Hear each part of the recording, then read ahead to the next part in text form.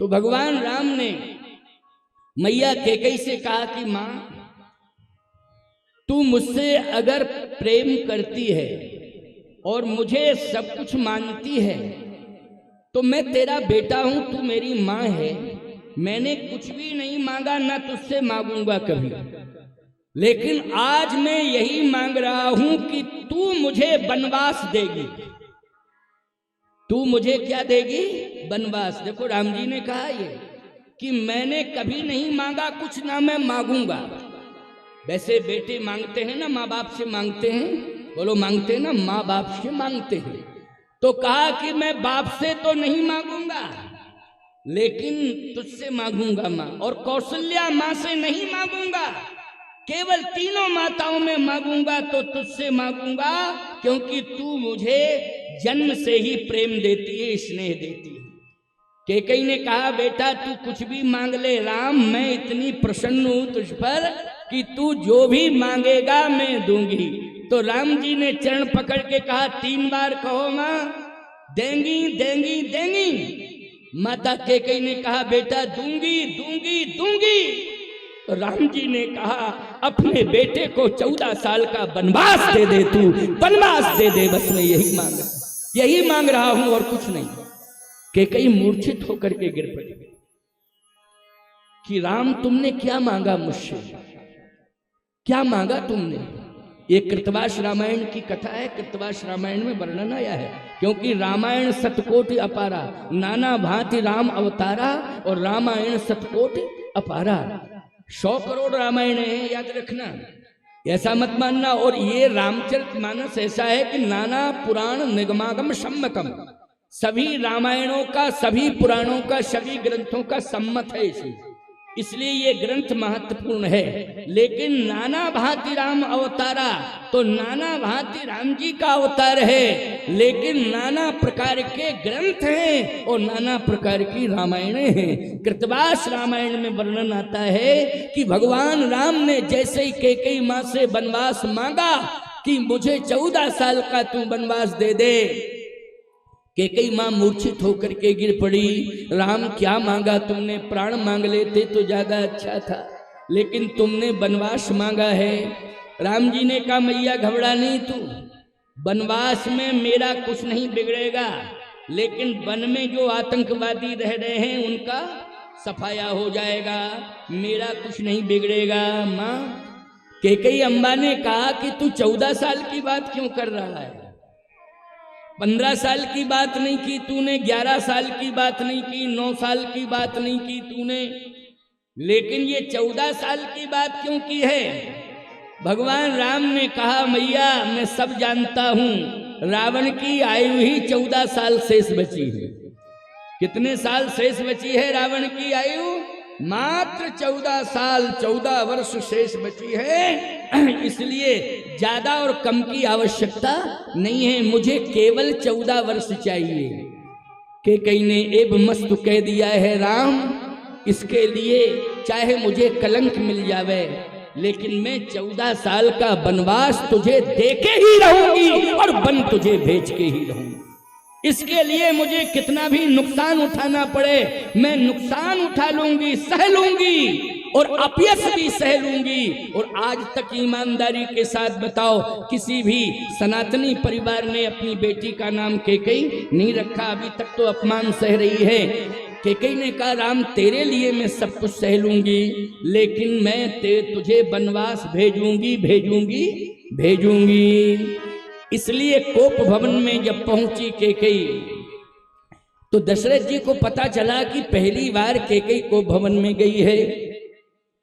कैकेयी पहली बार कोप भवन में गई है, कारण क्या है समझना चाहिए। कोप भवन सुन सकुच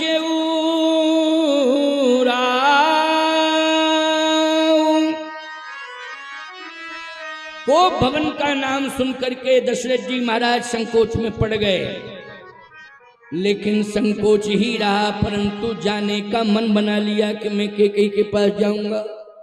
पहुंच गए कैकेयी के पास, देखा क्या भवंग भामिनी लिखा है, सर्पणी की तरह फन फुलाए हैं, फन फुलाए, यानी फन फन थोड़ी था उसके, नाक फुलाए थे। नाक ही इनका फन है। हाँ,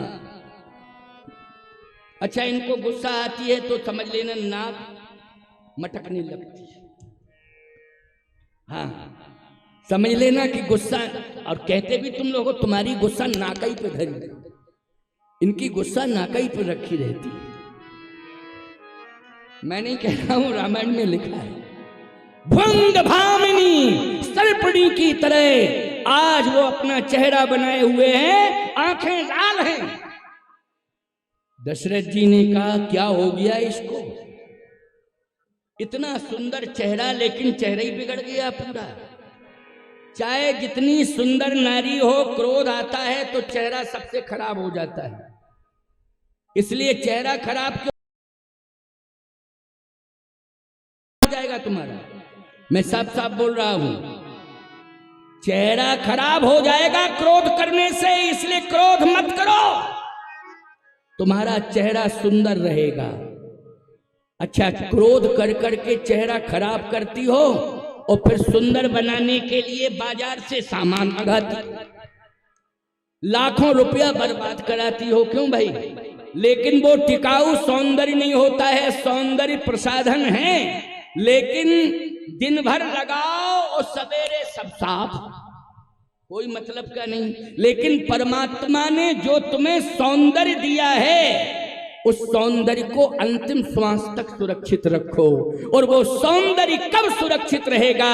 जब तुम्हारे जीवन से क्रोध समाप्त हो जाएगा, अंतिम श्वास तक तुम सुंदर रहो। क्रोध नहीं करना चाहिए, क्रोध पाप कर मूल। अच्छा, तुम लोगों से भी कह रहा हूं, तुम भी क्रोध मत किया करो, क्योंकि तुम्हें भी सुंदरता भगवान ने दी है। बोलो, दी है कि नहीं दी है? कौन व्यक्ति कोसेगा भगवान को कि हमें सुंदरता नहीं दी है? आजकल गोरे रंग वाले और काले रंग वालों में जंग छिड़ी रहती है। क्या? गोरे रंग वाले कहते हैं हमारा गोरा है, तुम काले हो। अच्छा, एक बात बताओ, काला गोरा भगवान ने कौन सा रंग पसंद किया है? जल्दी बोलो, बोलो जल्दी। काला रंग पसंद किया है कि नहीं किया है? इसका मतलब यह है कि अगर तुम्हें सांवलापन मिला है तो अपने आप को धन्यवाद दो। यही कहो कि ये हमारा जो रंग है ना, ये हमारे परमात्मा का रंग है, राम का और घनश्याम का। क्यों भाई, है कि नहीं? घनश्याम का और राम का रंग है। सबसे ज्यादा दुनिया राम और श्याम को मानती है, क्योंकि उनके रंग पर बलिहार है दुनिया, उनके रूप पर बलिहार है दुनिया। इसलिए अपने आप को धिक्कारा मत करो, ये रंग वंग की बात छोड़ो। परमात्मा ने तुम्हें सुंदरता दी है, इसमें कोई संदेह नहीं है, लेकिन तुमने अपनी सुंदरता को इसलिए बिगाड़ लिया है क्योंकि तुमने क्रोध भी किया है और तुमने अपराध भी किए हैं। तो अपराध से व्यक्ति का अस्तित्व समाप्त हो जाता है और क्रोध से व्यक्ति का सौंदर्य समाप्त हो जाता है। इसलिए कोशिश करो कि हम अपराध ना करें, अपने जीवन में बचें, और कोशिश करो कि हम क्रोध ना करें, क्रोध से बचें। लेकिन कैकेयी की सुंदरता फैल हो गई। दशरथ जी ने कहा कि तुम क्रोध क्यों कर रही हो? कैकेयी ने कहा, देन कहेऊ मुए दुई वरदान। आपने 2 वरदान देने के लिए कहा था देवासुर संग्राम में। दशरथ जी ने कहा था, आज मौका आ गया है, 2 वरदान दे दो। दशरथ जी ने कहा, ये 2 वरदान के चक्कर में तूने इतना क्रोध कर डाला कि को भवन में आ गई तू? अरे ये तो सहज बात है, 2 के 4 मांग कर रहे हो। अरे नाराज मत हो।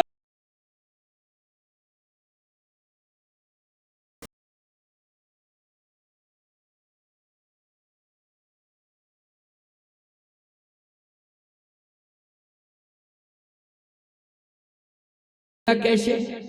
कैकेयी ने कहा कि पत्नी 2 वरदान मांग रही है और तुम 4 की बात कर रहे हो। अच्छा, महंगाई का जमाना है, पत्नी जो है 2 साड़ी मांगे, तुम कहो 4 ले लो। फेल हो जाओगे कि नहीं हो जाओगे? बोलो भाई, फेल हो जाओगे, पक्की बात है। पत्नी अगर डिमांड करे कि मुझे साड़ी चाहिए, 2 चाहिए, तो तुरंत एक ही बात कहो कि आज नहीं। तुरंत कहना, ब्रेक, हल्का सा ब्रेक लगाओ, क्योंकि गाड़ी गड्ढे में न चली जाए। ज्यादा तेज लगा दोगे तो गाड़ी गड्ढे में पलट जाएगी, याद रखना। इसलिए थोड़ा सा ब्रेक लगाओ, मुस्कुराते हुए, नहीं आज नहीं, आज नहीं। तो ये तुरंत कहेंगे कल। तो फिर ये मत कहो कि कल, हाँ कल नहीं, फिर ये भी मत कहो कि कल, ये कहो कल भी नहीं, फिर परसों, और धीरे धीरे बरसों निकाल दो। इतना बढ़िया आर्थिक फाउंडेशन रहेगा, तुम्हारा पत्नी भी खुश रहेगी और कभी भी आर्थिक संकट नहीं आएगा, हम बता रहे हैं आपको। लेकिन तुम फेल हो जाते हो। कब इन्होंने मांगा कुछ और तुमने चौगुना देना शुरू कर दिया। बोलो भाई, आमद कम और खर्चा ज्यादा, ये लक्षण मिटने के हैं, और ताकत कम और गुस्सा ज्यादा, ये लक्षण पिटने के। आमदनी से ज्यादा खर्च करोगे मिट जाओगे, और ताकत से ज्यादा क्रोध करोगे तो पिट जाओगे। इसलिए सावधान हो जाओ। कैकेयी ने कहा इसका मतलब है गृहस्थी चलाने में फेल हैं आप। मैंने कहा कि 2 वरदान, और आपने कहा 4। दशरथ जी ने कहा नहीं, मैं प्रसन्न हूं। क्या प्रसन्न भले ही हूं, आप तो नियम से बात करो, क्योंकि मैं नियम से बोल रही हूं, आप भी नियम से उत्तर दो। दशरथ जी ने कहा अच्छा कोई बात नहीं है, 2 वरदान ही मांग ली। कैकेयी बोली 2 वरदान भी मुश्किल है कि निभा पाओ। दशरथ जी ने कहा नहीं नहीं नहीं, ऐसी कोई बात नहीं है। कैकेयी ने कहा हमें डर लग रहा है कहीं हार्ट अटैक ना हो जाए, कहीं हार्ट फेल ही ना हो जाए, अटैक छोड़ो फेल हो जाए। दशरथ जी ने कहा नहीं नहीं, हम ताकतवर हैं, कोई कमजोर व्यक्ति थोड़ी हैं, हम तो ताकतवर हैं। सुरपति बसही, ये ताकत की बात है, दशरथ जी के ताकत की बात है। सुरपति बसही बाहुबल जाके, सुरपति बसही बाहुबल जाके, सुरपति बसही बाहुबल जाके, सुरपति बसही बाहुबल जाके, नरपति रहाई सकल रूख ताके, नरपति रहाई सकल रूप ताके, नरपति रहाई सकल रूख ताके, नरपति रहाई सकल रूप ताके, सो सुनती है रिस गए सुखाई, सो सुनती है गए सुखाई, देखहु काम प्रताप बढ़ाई, देखहु काम प्रताप बढ़ाई, सो सुनती है रिस गए सुखाई, सो सुनती है गए सुखाई, सो सुनती है रिस गए सुखाई। कैकेयी की बात सुनकर के मुंह सूख गया, शरीर कांपने लगा और मूर्छित होकर गिर पड़े। कैकेयी की बात सह नहीं पाए। क्या कहा कैकेयी ने? सुनहु प्राण प्रिय भावत जी का, ओ देहु एक बर भर तहि टीका, दूसर बर मांगहु कर जोरी, ओ पूर्वहु नाथ मनोरथ मोरी, तापस वेश विशेष उदासी, 14 बरस राम बनवासी। 14 साल के लिए राम बन चले जाएं और भरत को राजा बनाओ। दशरथ जी मूर्छित होकर गिर पड़े। कैकेयी क्या सोच लिया तुमने? गलत सोच रही है। हाँ, भरत में और राम में कोई अंतर नहीं है। मैं भरत को राजा बना दूंगा, लेकिन राम को वन मत भेज। अयोध्या की सीमा के अंदर राम को रहने का अधिकार मिलना चाहिए। राज्य भले ही ना मिले, लेकिन बोलो रहने का अधिकार मिलना चाहिए। अगर तू वन वन वन वन की बात कर रही है, तो अयोध्या की सीमा में जहां तक वन है, वहां तक राम अयोध्या की सीमा के अंदर वन में विचरण भी करेगा और आनंद भी लेगा और रह भी लेगा, लेकिन अयोध्या की सीमा के बाहर नहीं। अच्छा एक बात बताओ, अयोध्या की सीमा के अंदर एक और राक्षस था, जल्दी बोलो। फालतू में घुमाने से क्या फायदा है? जब कोई राक्षस ही नहीं है, वहां कोई आतंकवादी नहीं है, तो फालतू में वहां समय पास करने से क्या फायदा है? बदमाश गए इधर और पुलिस इधर, क्या मतलब है? टाइम खराब हो रहा है पूरा है। थोड़ा सा विचार करना चाहिए। टाइम खराब करने से कोई फायदा नहीं है। कैकेयी ने कहा महाराज समय बर्बाद मत कराओ। राम वन का मतलब यह है कि सृष्टि में जहां जहां तक राम का अधिकार है, वहां वहां तक के वन पर भी राम का अधिकार है। इसलिए राम जी यत्र तत्र सर्वत्र, जहां जहां वन है वहां जाएंगे। अच्छा राम जी का अधिकार बोलो पूरे ब्रह्मांड पर है कि नहीं है? और धरती जहां जहां तक है अधिकार की नहीं? तो जहां जहां पर धरती, जहां जहां पर वन है, वहां वहां राम जी का अधिकार है। इसलिए राम जी तो पहले से ही राजा हैं। जब उन्हीं के वन हैं तो वो बन के भी राजा हैं। बोलो है कि नहीं? बन के भी राजा हैं। अयोध्या का राजा बनाने से कोई फायदा नहीं है। राम को अगर राजा बनाना है तो वन भेज दो, राम तो बन बन के राजा हैं। बोलो है कि नहीं राम? इसलिए राम को अयोध्या में मत रखो। दशरथ जी ने कहा कहो सुभाव न छल मन माही, जीवन मोर राम बिन नाही। मैं राम के बिना जिंदा नहीं रह सकता हूं, इसलिए राम चले जाएंगे तो मेरे प्राण चले जाएंगे। कैकेयी ने कहा अगर राम नहीं जाएंगे तो मेरे प्राण चले जाएंगे, मैं मर जाऊंगा। राम नहीं गए वन तो मैं मरूंगी, पक्की बात। दशरथ जी ने कहा राम अगर नहीं रहे अयोध्या में तो मैं मर जाऊंगा। अच्छा एक बात बताओ, जैसे पत्नियां हो तीन, वैसे तो पति पत्नी हो, तो पहले किसका मरना ठीक है? पत्नी का मरना पहले ठीक है, पति का मरना बाद में। नियम की बात कर रहा हो। अच्छा एक बात बताओ, तुम देवी जी से क्या मांगती हो? कि मेरा सिंदूर मेरे साथ जावे। इसका अर्थ क्या है? इसका अर्थ यही है कि पति के पहले में मरूं, तब ना सिंदूर जाएगा साथ में। यही तो मांगती हो। तो सही बात है कि पति बाद में मरे, पत्नी मरना तो पड़ेगा ही। ऐसी बात, तुम चाहे जितनी आरती करो, मरना तो पड़ेगा पति को। क्यों भाई? लेकिन बस इतना अंतर हो जाएगा, तुम पतिव्रता हो तो पत्नी पहले मरेगी, बाद में पति मरेगा, लेकिन मरना तो पड़ेगा। परंतु मैं आपसे पूछ रहा हूं, अगर तीन पत्नियां किसी व्यक्ति के हैं और ये कहीं बीच में बात आ जावे पति पत्नी के बीच में कि भाई दो में से किसी एक के प्राण जाएंगे, दो में से किसी एक के प्राण तो जाएंगे, अब आपस में तय कर लो कि किसका मरना ठीक है। तो पत्नी को पहले कहना चाहिए मैं पहले मरूंगी, मेरा पति बच जावे लेकिन मैं मरूंगी।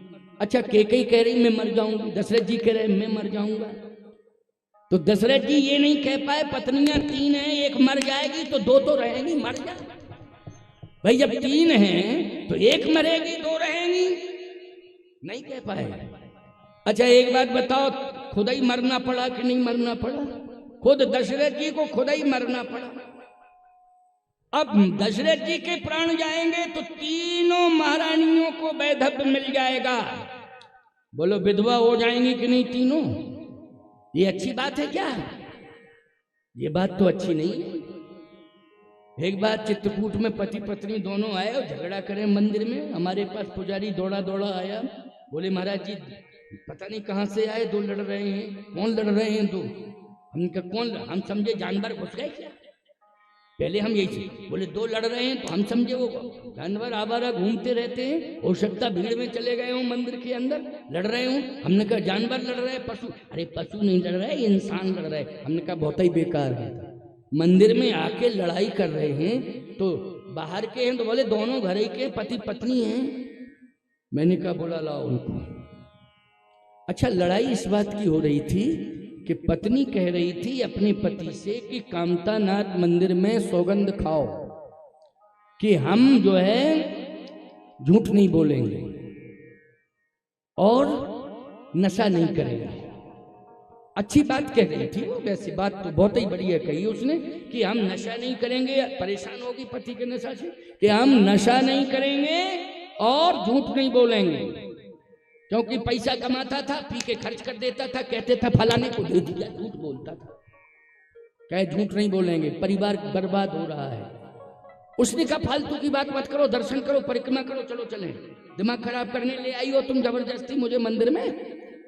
लेकिन जब हमारे पास आए तो मैंने कहा देखो लड़ना नहीं चाहिए। पत्नी ने कहा मैंने इसलिए इस बात को कहा है क्योंकि ये महाराज जी आदत खराब है, पीते हैं और पैसा भी बर्बाद करते हैं और झूठ बोलते हैं कि उसको दिया इसको दिया, खर्च कर देते हैं पीने खाने में। मैंने कहा गलत बात है, मंदिर में आए हो, पत्नी कह रही है, मैं भी कह रहा हूँ, शराब छोड़ो, नशा छोड़ो और झूठ बोलना छोड़ो। बोले महाराज जी अब आप कह रहे हैं तो मैं शराब छोड़ रहा हूं, लेकिन झूठ तो बोलना पड़ेगा। क्यों बोलना पड़ेगा झूठ? बोले कुछ धंधा बिजनेस करता हूं, उसमें थोड़ा सा बोलना पड़ता है। मैंने कहा वैसे तो कोशिश करो। बोले कोशिश करेंगे तो धंधा चौपट हो जाएगा।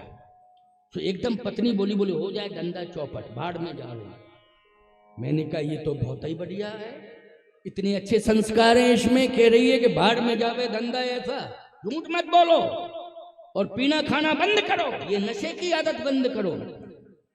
तो पति ने तुरंत कहा महाराज झूठ भी नहीं बोलूंगा, लेकिन प्रतिज्ञा करो, ये भी मेरे सामने प्रतिज्ञा करे कि ये भी झूठ नहीं बोलेंगे, भले हमारा धंधा चौपट हो जाए। पीने पिएंगे तो हम नहीं, लेकिन झूठ भी नहीं बोलेंगे, धंधा मिट जाए, लेकिन इससे भी कहो ये भी झूठ ना बोले। मैंने कहा कि तू झूठ बोलती है क्या? उसने कहा नहीं मैं तो नहीं बोलती हूँ। है कहे पति बोला अभी अभी मायके से लौट के आई है और वहां से झुमकी बनवा के लाई है। हम जानते हैं इसके बाप के पास इतनी औकात नहीं है, लेकिन मेरे से पैसा ले लेके रखती गई और उधर से बनवा के चली आई, बाप ने बनवा दी। मैंने कहा देखो कहाँ तक दिमाग गया इसका। देखो भाई दिमाग में आदमी सब जानता है, ऐसी बात नहीं है सब जानते हैं, इनसे कुछ छिपा नहीं है। मैंने कहा चलो कोई बात नहीं, प्रतिज्ञा करो झूठ नहीं। पत्नी बोली मैं झूठ नहीं बोलूंगी, साफ साफ कहूंगी। पति बोला मैं नहीं बोलूंगी। पत्नी ने कहा बोले तो? उसने कहा रह क्या गया, भगवान के सामने महात्मा के सामने कह दिया है धंधा चौपट हो जाए, लेकिन जिंदगी चौपट हो जाएगी हो जाए, लेकिन मैं झूठ नहीं बोलूंगा। जिस दिन बोलूं उसी दिन मर जाऊंगा, भले ही जिंदगी चली जाए मेरी। मैं भी खानदानी हूं, पानी की शान रखता हूं। अरे मैंने कहा ज्यादा तेहा मत दिखा मेरे सामने, बहुत ज्यादा हम मटक रहा है, चटक रहा है, धीमे से बात कर। लेकिन महाराज इससे कहो कि ये अगर झूठ बोली तो? उसने भी कहा कि अगर इन्होंने प्रतिज्ञा की मैं झूठ बोलूंगी उसी दिन मर जाऊं, तो मैं भी प्रतिज्ञा करता हूं जिस दिन झूठ बोलूं उसी दिन विधवा हो जाऊं। मेरा दिमाग खराब हो गया सुन के। मैंने कहा देखो कितनी सफाई से बोल गई बात है, ऐसी गजब की सफाई से बात बोली है, समझ लो सावधान हो जाओ। तो कहने का तात्पर्य मेरा ये है कि कई ने स्पष्ट कह दिया कि ये मरने जीने वाली बात छोड़ो, जिसकी मौत आएगी वो मरेगा। ये मत कहो कि मैं मर जाऊंगा, मौत आएगी तो कोई रोक नहीं पाएगा उसे मरना। मेरी मौत आएगी मैं मर जाऊंगी, आपकी मौत आए आप मरेंगे। कई ने कहा कि लेकिन मुझे चाहिए 2 वरदान के बदले में राम का वनवास चाहिए। दशरथ जी ने कहा अब तो एक ही बात समझ में आ रही है राम कीन चाहे सोई होई, राम कीने चाहै सोई होई, राम कीन चाहे सोई होई, राम कीने चाहै सोई होई, रे अन्यथा नहीं कोई, करे अन्यथा अस नहीं कोई, करे अन्यथा यस नहीं कोई, करे अन्यथा अस नहीं कोई, राम की चाहे सोई हो। ऐसा कहते कहते दशरथ जी मूर्छित होकर के गिर पड़े। अब होश में नहीं है, सुन लो, होश में नहीं है। केकई बैठी हुई है, कुछ नहीं कह रही है, ना संभाल रही है, बस बैठी है। ब्रह्म मुहूर्त प्रारंभ हुआ। अयोध्या वासियों का नियम था कि ब्रह्म मुहूर्त में पूरी अयोध्या की जनता, आबाल वृद्ध नर नारी सब आ जाते थे राजमहल के सामने और दशरथ जी महाराज का स्तुति गान करते थे। ये नियम था। यानी छोटे छोटे बच्चे भी, देखिए ये होना चाहिए। अयोध्या ऐसे थोड़ी बन जाएगा, तुम्हारा गांव तुम्हारा घर अयोध्या ऐसे नहीं बनेगा। पहले तो ब्रह्म मुहूर्त में जागना शुरू करो, तब अयोध्या की शुरुआत होगी। हैं, पड़े पड़े सोते रहते हो, 9 बजे अयोध्या बने कि लंका करे, 5 सोवे दिन राती, लंका की परंपरा है। अयोध्या वाले ब्रह्म मुहूर्त में जागते हैं, बच्चे भी जाग जाते हैं। साहब दशरथ जी का स्तुति गान करते हैं, अपने राजा का स्वस्ति वाचन करते हैं, वंदन करते हैं, अभिनंदन करते हैं। लेकिन अयोध्या वासियों ने कहा कि चक्रवर्ती सम्राट महाराज कहाँ हैं? सुमंत जी महाराज बताओ, क्या बीमार हो गए? जो रोज आ जाते थे महल के सामने, आज नहीं आए हैं, तो क्या बीमार हैं? कारण क्या है?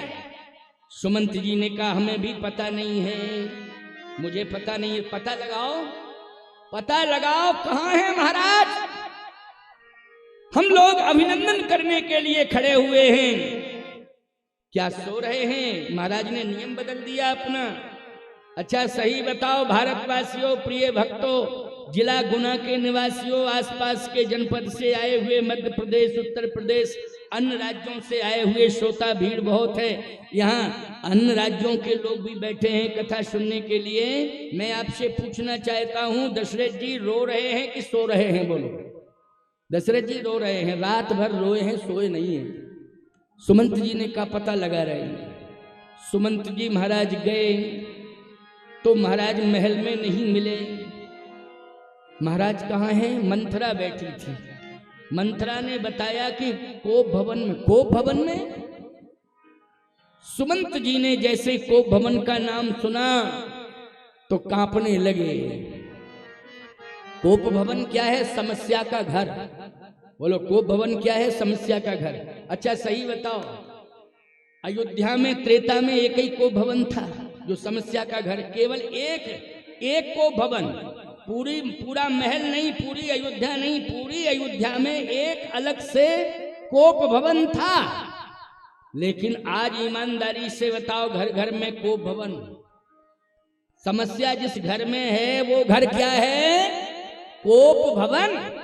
जिस घर में समस्या है वो घर नहीं है, महल नहीं है, भवन नहीं है, वो है कोप भवन। कोप भवन का अलग से निर्माण नहीं किया जाता है प्यारे, कोई मिस्त्री निर्माण नहीं करता है। कोप भवन का निर्माण मिस्त्री नहीं करता है, मकान का निर्माण मिस्त्री करता है, और कोप भवन का निर्माण स्त्री करती है। सही बात कह रहा हूं, मिस्त्री नहीं करता है कोप भवन का निर्माण, स्त्री करती है कोप भवन का निर्माण। समस्याओं का घर। अभी पत्रकार ने मुझसे एक जगह पूछा था, बोले महाराज जी कोप भवन अब क्यों नहीं बनते हैं? मैंने कहा पहले त्रेता में कभी कभी ये नाराज होती थी तो को भवन अलग से था, लेकिन अब ऑलरेडी 24 घंटे टेम्परेचर हाई, पूरा मकान ही को भवन है, अलग से बनवाने की क्या जरूरत। पूरा मकान ही को भवन बन गया है, हिल रहा है, समस्याओं से जूझ रहा है, क्रंदन मचा हुआ है, अशांति मची हुई है, दीवारें तक रो रही हैं। और छोड़ो जी, दीवारें रो रही हैं उस मकान की।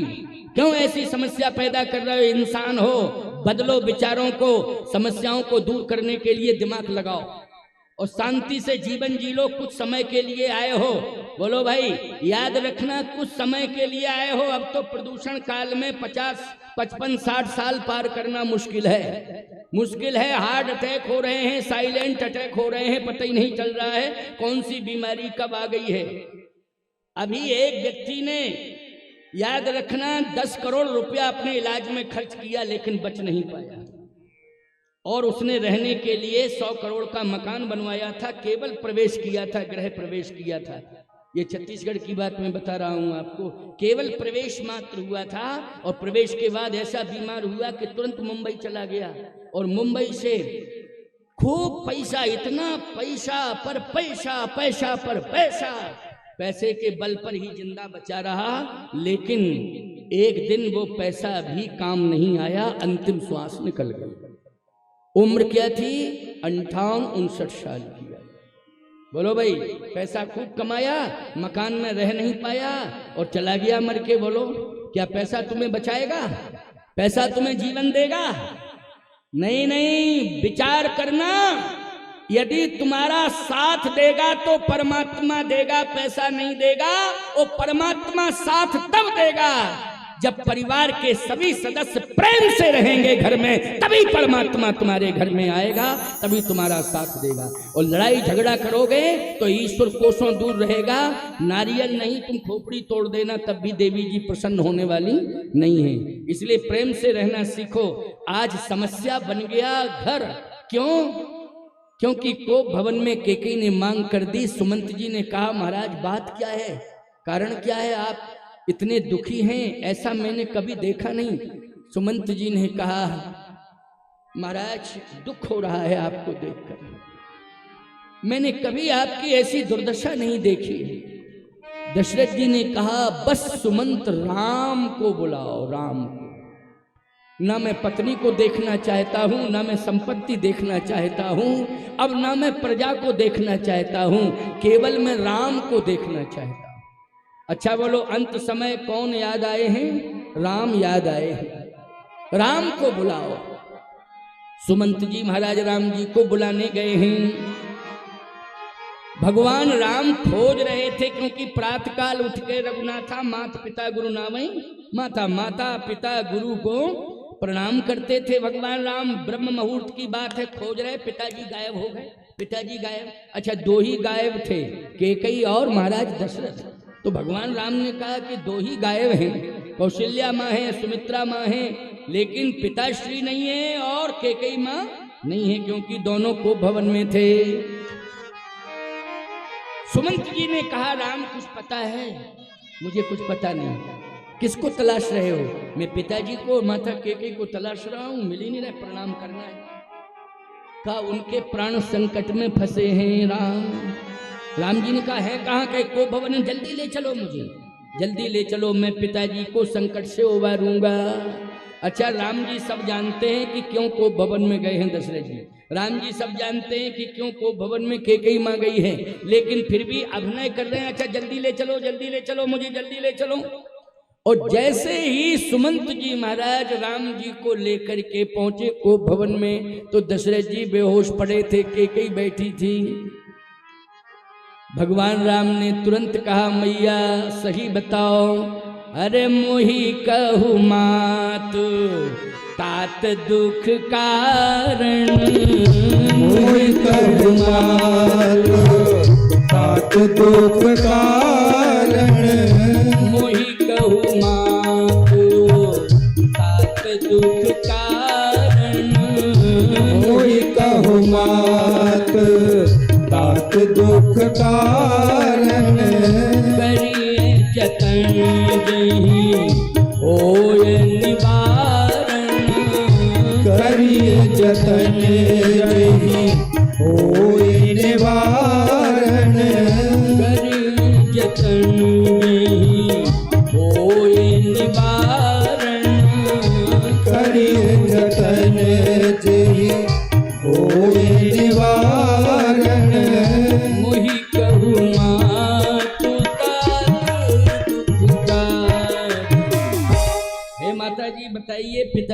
दुख का कारण क्या है? मैं पिताजी के दुख को दूर करूंगा। आप जल्दी बताओ, मेरे पिताजी इतने दुखी कभी नहीं हुए हैं, कोई विशेष कारण है बताओ? कोई बड़ी बात हो गई है क्या? के कई कहती है थोड़े बात पितही दुख भारी, थोड़ी सी बात। राम जी ने कहा नहीं नहीं मैया, थोड़े बात पितही दुख भारी, होत प्रतीत न मोहि महतारी। मुझे विश्वास नहीं हो रहा है कि थोड़ी सी बात पर पिताजी इतने दुखी हो जाएं। कोई बड़ी बात है, बात बता दे। के कई ने कहा राम, बड़ी बात और छोटी बात यही है, बात की बात है। क्या है? पिताजी कह रहे थे कि राम को मैं राजा बनाऊंगा, लेकिन मैंने कहा नहीं, भरत को राजा बनाओ। अब ये बड़ी बात है कि छोटी बात है? भगवान राम ने कहा संपत्ति अंपत्ति की बात कोई महत्वपूर्ण नहीं है, भरत मुझे प्राणों से ज्यादा प्रिय है। भरत प्राण प्रिय पावहि राजू, ये राम जी का वाक्य है। भरत प्राण प्रिय पावहि राजू, भरत मुझे प्राण से ज्यादा प्रिय है, वो राजा बन जाए मेरा समर्थन है, इसमें क्या दिक्कत की बात है? कैकेयी ने कहा यही बात तो मैंने कही है, अब पिताजी को समझाओ समझाओ। लेकिन राम दुख इस बात का हो रहा है इनको कि ये कह रहे, मैंने कहा है राम को वन भेजो, वन भेजो राम को। बस वन की बात सुनी तो बेहोश हो गए। भगवान राम ने कहा वन का अर्थ माता जी बहुत महत्वपूर्ण होता है। क्या होता है? अच्छा एक बात बताओ, अगर हम सीधी सादी भाषा में आपके बच्चे को आशीर्वाद दें, आप प्रणाम करो, बन जा बन जा बन जा, क्या ये कहेंगे बिगड़ जा बिगड़ जा बिगड़ जा? क्यों भाई? अगर हम सीधी सादी भाषा में डायरेक्ट आशीर्वाद दें, बन जा बन जा बन जा, खुशी की बात है। और ये कहें बिगड़ जा बिगड़ जा बिगड़ जा, ये तो दुख की बात है, बहुत बड़े दुख की बात है। तो मैंने यही कहा कि राम बन जा बन जा बन जा बन जा बन जा, राम बन जाए।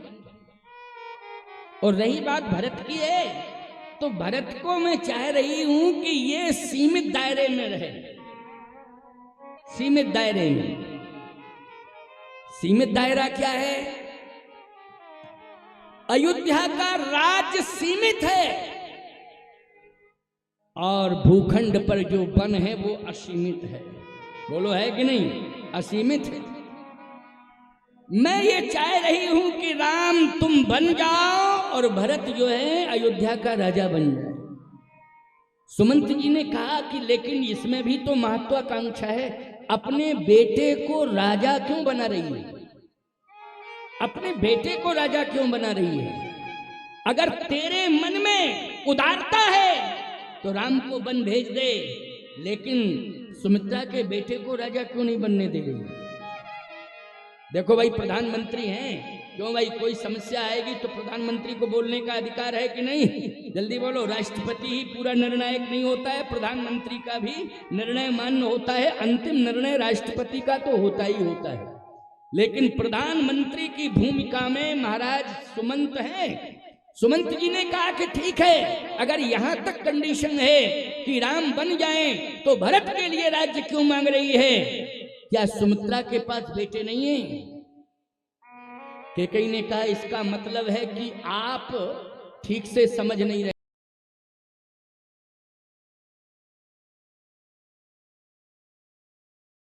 आज को होश में लाओ और इन्हीं से पूछो कौन है भरत। इनसे पूछो कौन है भरत। महाराज को हिलाया डुलाया जगाया और